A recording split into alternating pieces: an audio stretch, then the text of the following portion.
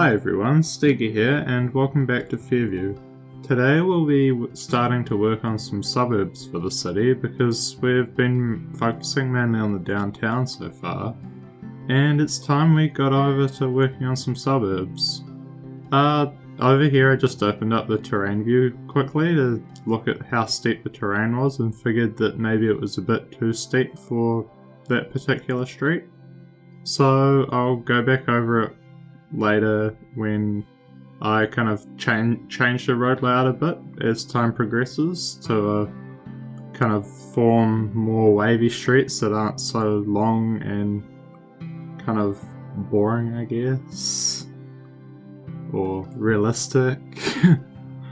So yeah, here I'm just placing down the gym building that came with Green Cities. I'm placing it down as a procedural object to remove the parking lot out front. And the purpose of this is that it's meant to be an indoor pool, and here I'm just placing down the actual pool building that also came with Green Cities, and that'll be an outdoor pool to go with it. So I'm just moving these little chairs and umbrellas and things down to try and hide them because I don't want them here. This is actually my first time using procedural objects. I mean, apart from a little test run that I did before this, but that doesn't really count because I was just trying to understand how to use the mod. And I think it came out okay. The kind of gym building that's supposed to be an indoor pool is on an angle because I'm left-handed and I use the arrow keys, and procedural objects also uses the arrow keys to rotate the building, and I didn't really notice this till afterwards, so it's on a little bit of an angle for now, so hopefully it's not too bad. I mean, I did fix it afterwards, so it should be fine. And I'm just putting a concrete wall around the edge to kind of hide the fact that the terrain isn't quite flat. I mean, the pool is level, the outdoor one, but the indoor one needs a bit of work, as you can see. So yeah, I just plopped down some ploppable asphalt in the middle to create a surface that people can actually walk around it. Because, I mean, the ground isn't super completely flat, but look at that. It's on such an angle that it's crazy. I don't know how I didn't really notice this, but I didn't, and it happened. And I like the rest of this episode, so I didn't remove it. Actually, speaking of that, I think this is the best episode so far. It actually looks really nice because I was using some of the sugar maple fall set trees, which are like different coloured maple trees with like orange and red and stuff. You might have seen that in the intro. And I think it just adds a lot of colour to the city and really looks quite cool in my opinion. So they're by Mr. Mason, so if you want to check them out, they're in one of his tree collections. I think they're in both of them, the Miriam Bay one for his series. And they're also in my collection for this city, which there should be a link to in the description. So I'm just building like a little back entrance to the pool, which goes out onto this street. And using some of these tile things to create a little flat area without the grass clipping through. And yeah, just again using the concrete walls so that people, I don't know, don't walk off the side. And these are the maple trees I'm talking about, which was pretty quick, skipped over.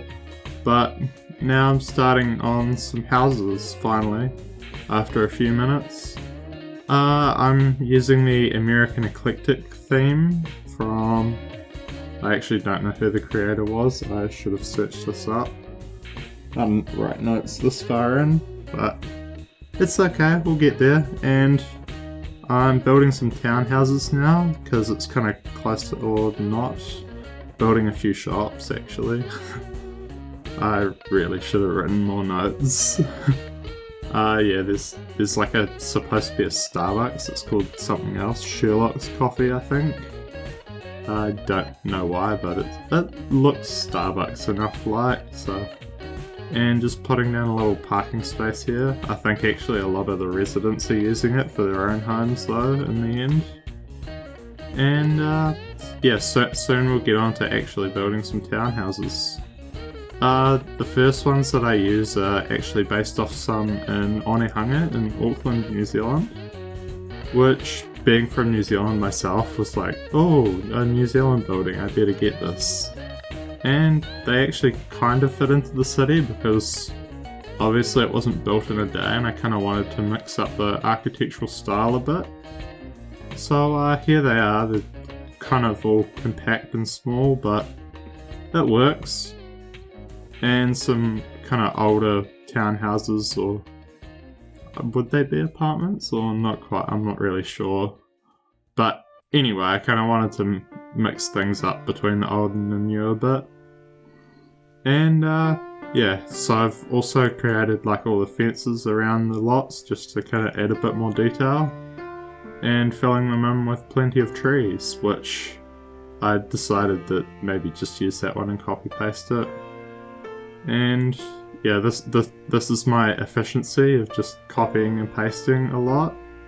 I've seen a lot of other YouTubers do that, and maybe you have too. I mean, it just helps with the progress a bit, because otherwise we wouldn't get anywhere in this episode. And moving on to more low density houses to continue on, and this will be for most of the episode, and just adding trees in and things. So this bit is a bit easier because it's all kind of within the grid blocks, but at the end of it, it's kind of takes a bit more time because I'm trying to work with those curves, which is a little bit challenging, but I get there in the end.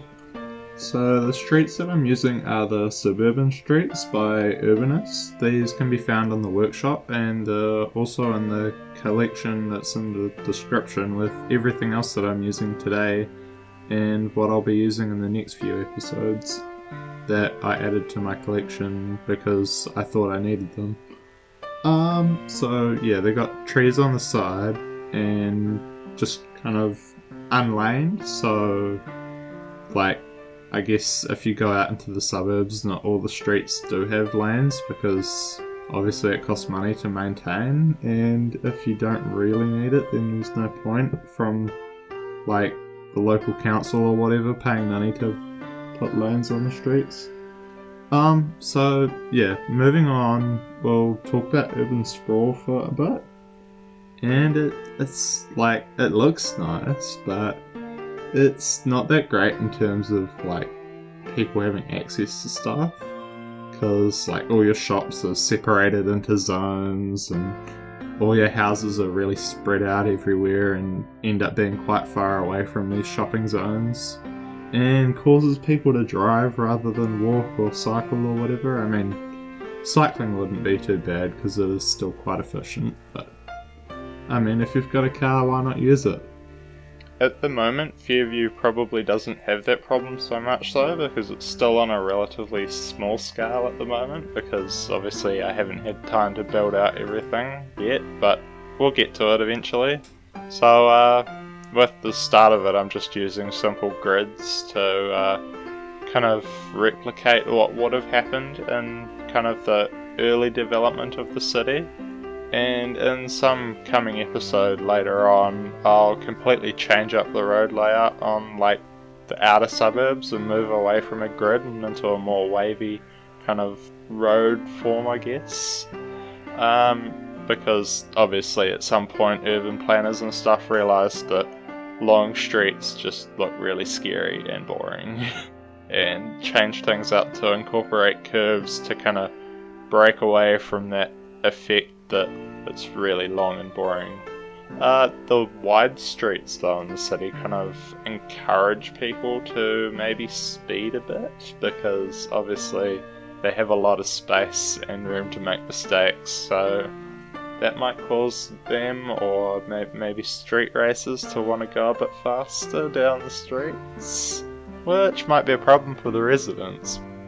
So back to what I've been doing on screen. I've just been using Move It to copy the houses around, and rotating them using the same mod to kind of vary things up a bit so that they don't look all exactly the same. There's some areas like this one that I couldn't use Move It though, so I'm doing things by hand.